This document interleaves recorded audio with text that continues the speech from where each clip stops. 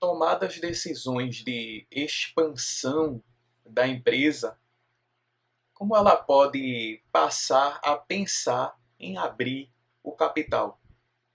Então, nós estaremos visualizando alguns elementos simples, simplificados, para que nós possamos entender essa transição de uma empresa de capital fechado para uma empresa de capital aberto e ter uma ideia do custo de capital.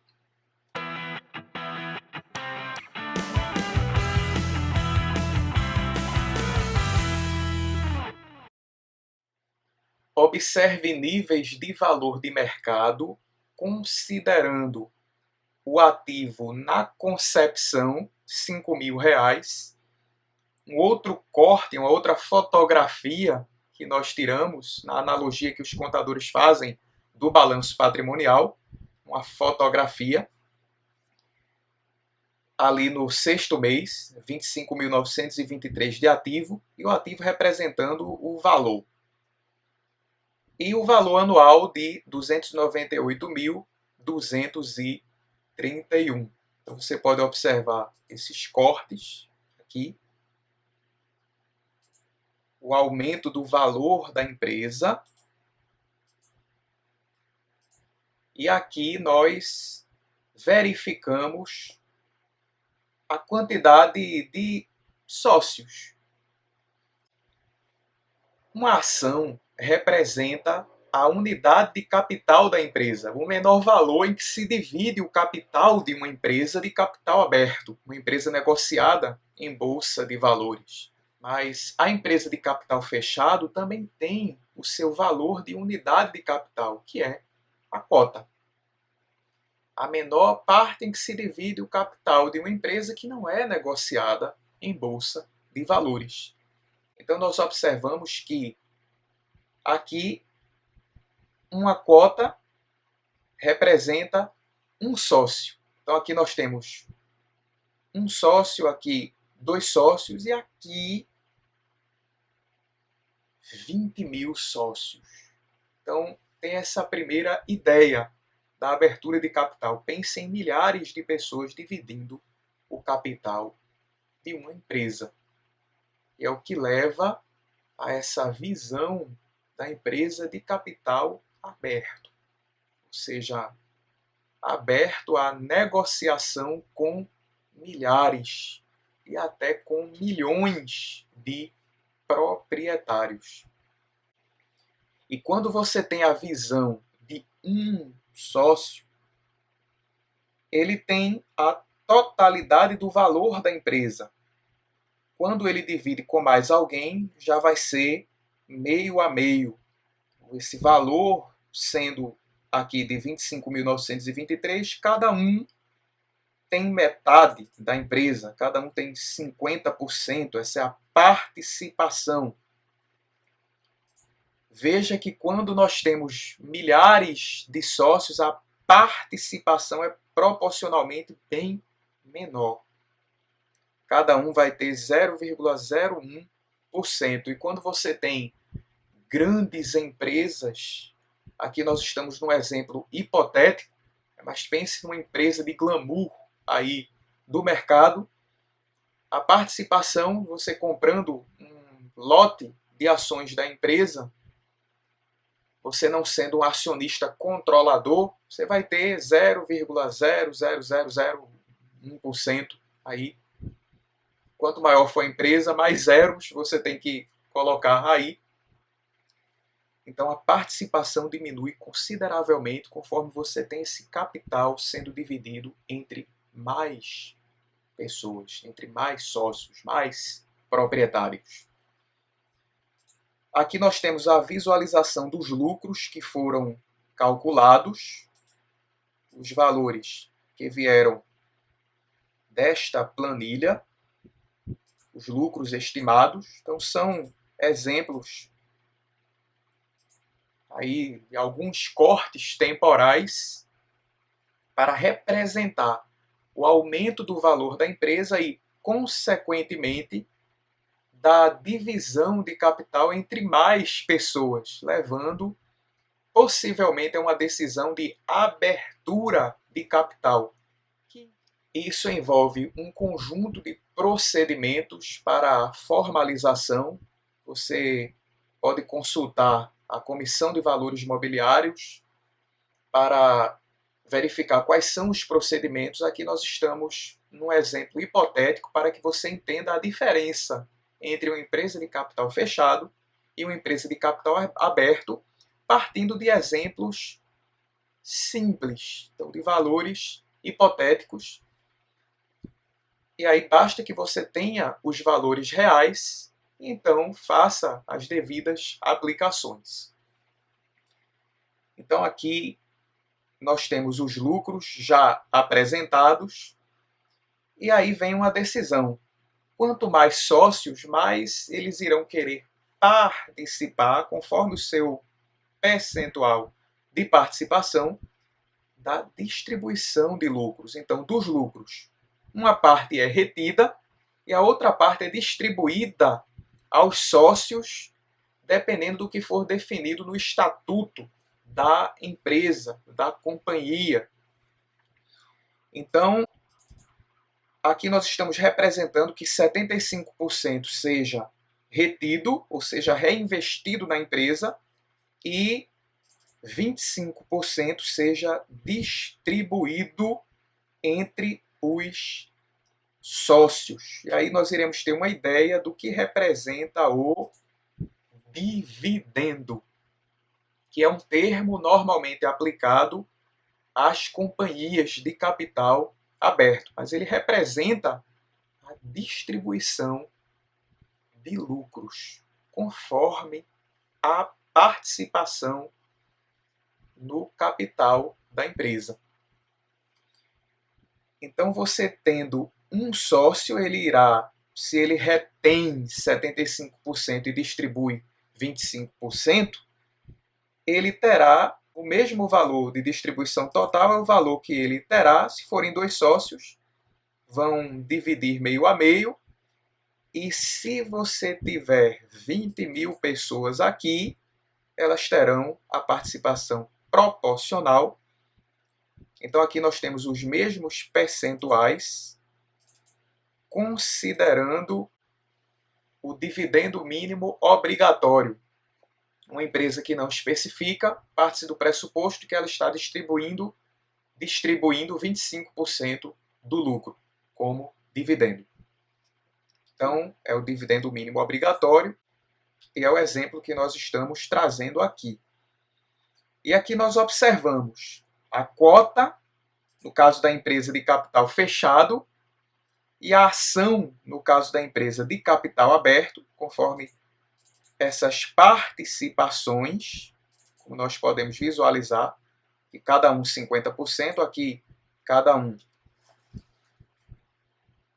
cada um representando 0,01%, e os custos de formalização também hipotéticos, considerando que para formalizar a empresa, os procedimentos de abertura da empresa tenham sido aqui de R$ 1.000, e que esse represente o custo de capital da empresa,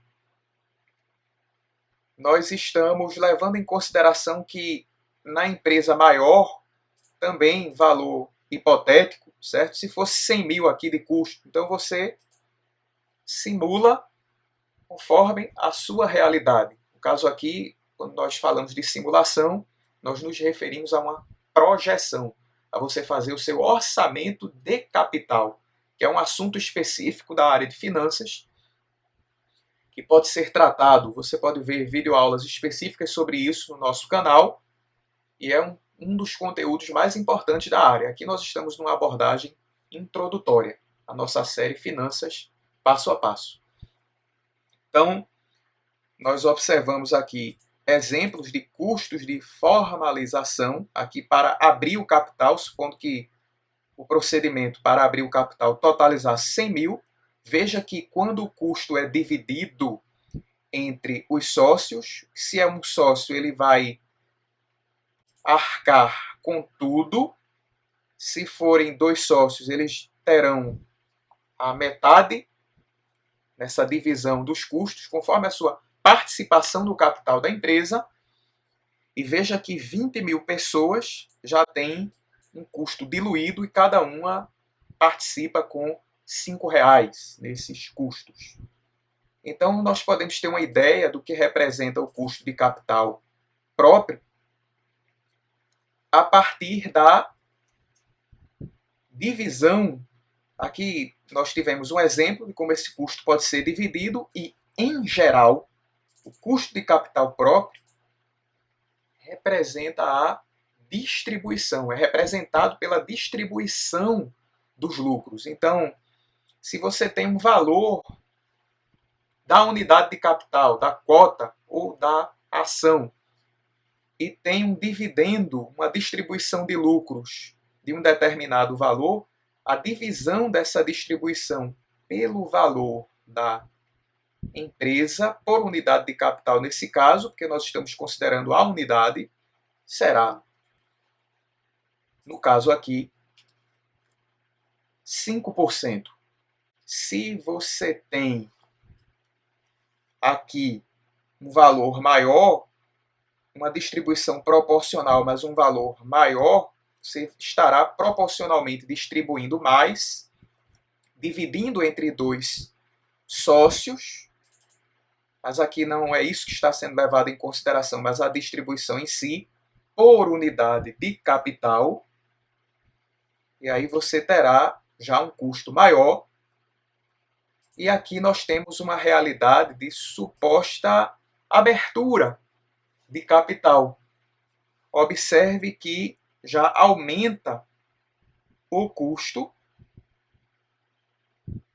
mas ele tem a mesma ideia, dividendo de 1,67 por ação em relação a um preço, um valor de cota de 14,91. E aí eu chamo a atenção para um aspecto muito importante.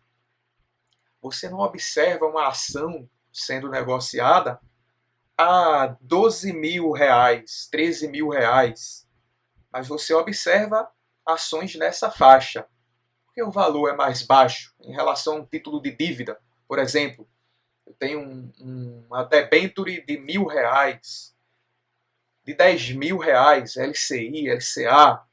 Por que esses títulos são mais caros? Porque a ação é dividida entre muito mais gente, muito mais sócios, mais proprietários, mais pessoas dividindo o capital. Então nós vamos ter um valor da cota, um valor da unidade de capital menor. Aqui, R$ 14,91 é o nosso exemplo. E, portanto, o dividendo distribuído em relação ao valor da cota, no caso é o valor da ação, leva a um custo de capital próprio de 11,23%. Então, normalmente, esse custo é representado por um percentual, para que você possa comparar com o retorno dos investimentos e ver se eles superam, se esse retorno supera o custo. Então, esse é o propósito de nós calcularmos o custo de capital. E aí vai existir o custo de capital de terceiros e o custo de capital próprio. E aqui eu faço uma reflexão. Ter mais sócios, ao invés de ter financiamento de terceiros, ali de bancos, de crédito, de outra natureza, leva a um custo de capital maior, porque os sócios vão exigir mais da empresa. A empresa tem obrigações para com os seus sócios, não é apenas para com terceiros, mas de garantir o retorno dos sócios, porque foi para isso que eles investiram no negócio. Então, esse custo de capital próprio decorre da distribuição de lucros aos sócios. Então, pense nisso e avalie a possibilidade de você também ter em seu negócio financiamento bancário e buscar esse financiamento ser, evidentemente, a menor taxa possível. Primeiro, um financiamento subsidiado, que é o exemplo que nós estamos tratando, e isso permite benefícios fiscais que levam a um menor custo de capital. Da mesma forma que você deve diversificar os investimentos, você também deve diversificar os financiamentos. E isso leva a um menor custo de capital. É uma melhor relação risco-retorno. Então veja que 11,23% aqui representa o custo de capital próprio, e aqui nós temos algumas representações de terceiros. Veja que aqui nós temos o peso de capital próprio aqui é 20%, logo de terceiros é 80%. Aqui o peso é 40%, então de terceiros é 60%. Então ela vai diminuindo a participação de capital de terceiros e aumentando a participação de capital próprio. No caso aí, aumentando para 65% aproximadamente aqui nos nossos cálculos. Então, primeiramente, o exemplo é considerando uma taxa, lembra que nós trabalhamos o valor de 0,5% ao mês, ele corresponde a uma transformação a juros compostos, 6,17% ao ano, e a tributação, imposto de renda e contribuição social sobre o lucro líquido, com a tributação, o custo de capital de terceiros fica menor, porque ao observar a DRE, veja que o cálculo dos tributos é após o pagamento dos juros. Então nós temos aqui a taxa de 6,17% em relação ao valor financiado, que foi de 50 mil, nos valores mais atuais aqui, e os tributos são calculados posteriormente. Então, há um benefício fiscal decorrente dos juros, que leva a uma diminuição do custo de capital de terceiros e que leva a um custo médio total menor, que é chamado de custo médio ponderado de capital.